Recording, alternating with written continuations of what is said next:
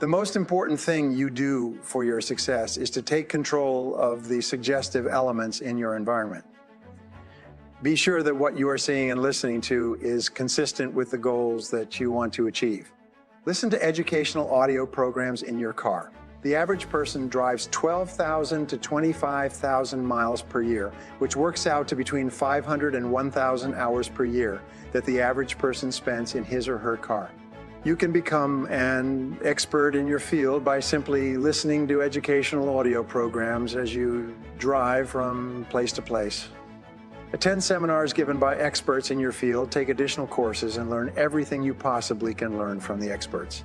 Ask them questions, write them letters, read their books, read their articles, and listen to people with proven track records in the area in which you want to be successful. It can save you years of work and thousands of dollars.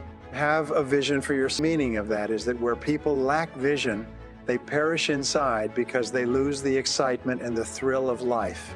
And what most people do because of negative experiences, because of fear of failure and so on, is if they have a vision at all, they tone it down so it's so small and so safe that it doesn't turn them on, it doesn't excite them, and they wonder why life isn't exciting. A beautiful line I read not long ago said, "The best way to predict the future is to create it," which means to have a vision. And even though the vision is in the air or the sky, then build a foundation under your dreams. And when you see men and women who rise from poverty and obscurity to fame and renown, you invariably see someone who had a vision of what they could be and have and do that was far beyond what they were. Every one of us has had an experience at one time when we were small. We had a vision of growing up and having our own cars. And as we grew older, we had a vision of having our own homes and our own families. As we grew older, we had a vision of traveling and going to Europe. We fulfill all our visions. The wonderful thing is that we always tend to achieve our goals. The problem is that our goals are set so low than you do, but they lose sight of the results. Ben Trigo, the strategic thinker, said the very worst thing in the world is to do very efficiently what need not be done at all. And many of us work very, very hard to do very efficiently what need not be done at all.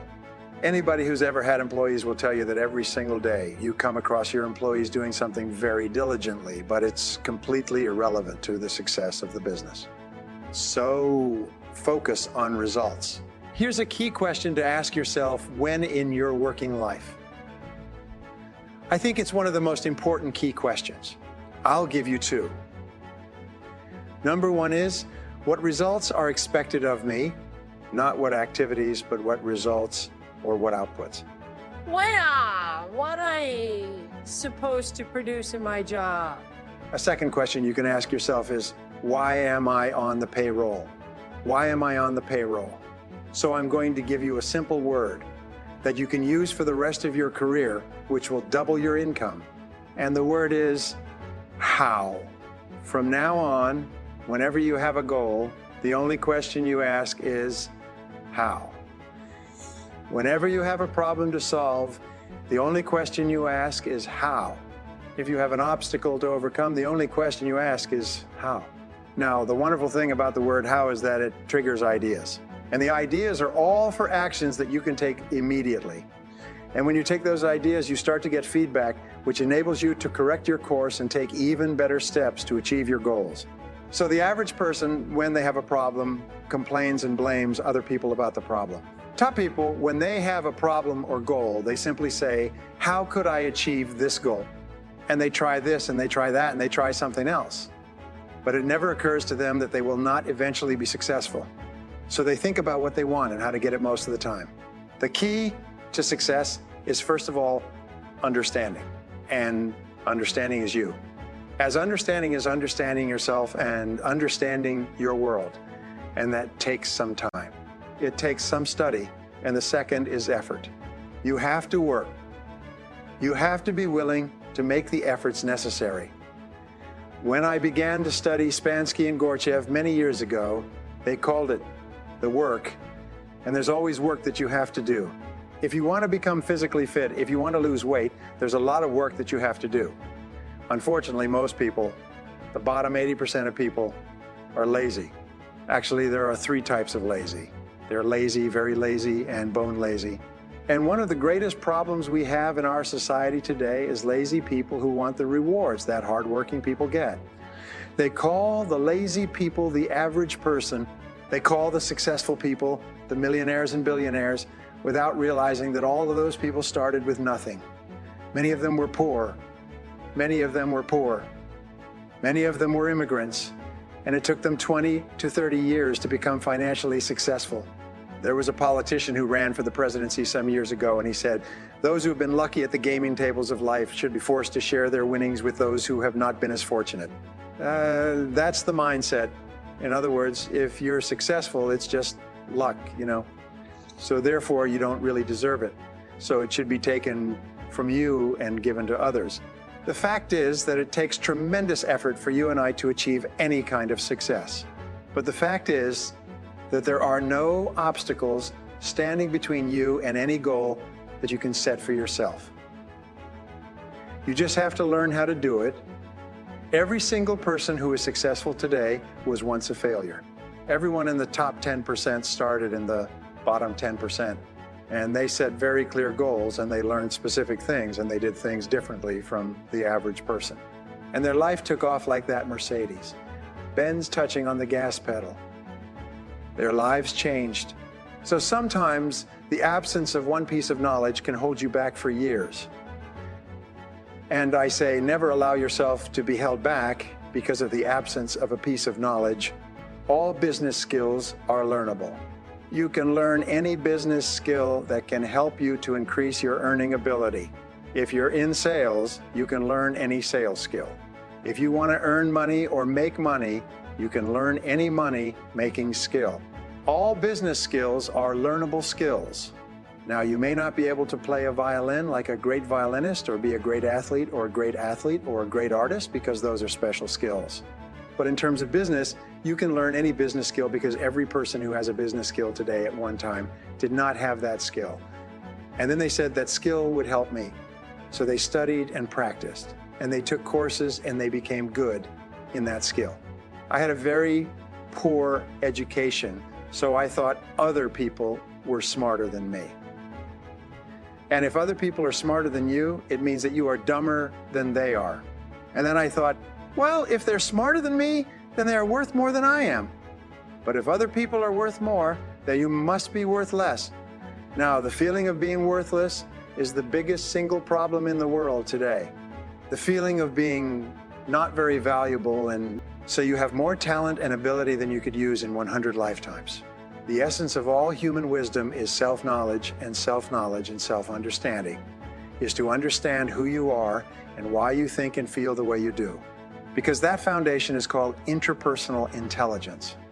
It's been identified at Harvard as one of the foundation intelligences of great success in life. Really understanding yourself, understanding your strengths and weaknesses. You'll find that superior people are very honest about themselves. They know that they're not good at certain things, and they're not defensive, and they're not defensive, and they're better at other things, and they're quite proud of it. If you look at all spiritual doctrines, all religion, all meditation, all philosophy, all great thought, and all of history, it is to bring people to the point of thinking where they enjoy complete peace of mind. The rule is that if you set peace of mind as your highest goal, you'll probably never make another mistake. If you set peace of mind as your highest goal, everything else will fall into place. And if you achieve everything else in the world, but you do not achieve your own peace of mind, you will consider yourself a failure. You'll be unhappy, you'll be frustrated, you'll be irritated, you'll be angry, and so on. So peace of mind is the critical thing. And so you have to keep asking yourself, what are the things that occur that give me peace of mind? When do I enjoy the highest level of peace of mind? And when you start, when you have no fear and no negative emotions, your mind is like a vacuum.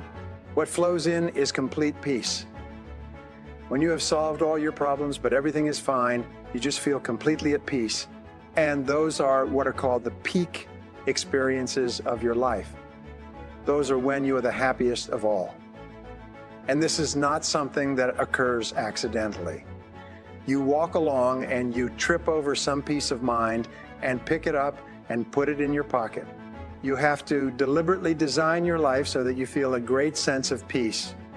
And of course, an extension of that is happiness. Aristotle said the ultimate aim of all human behavior is to be happy, just to achieve your own happiness. When Ayn Rand, a renowned materialist, said many years ago, she said the ultimate measure of how well you're doing as a human being is how genuinely happy you are.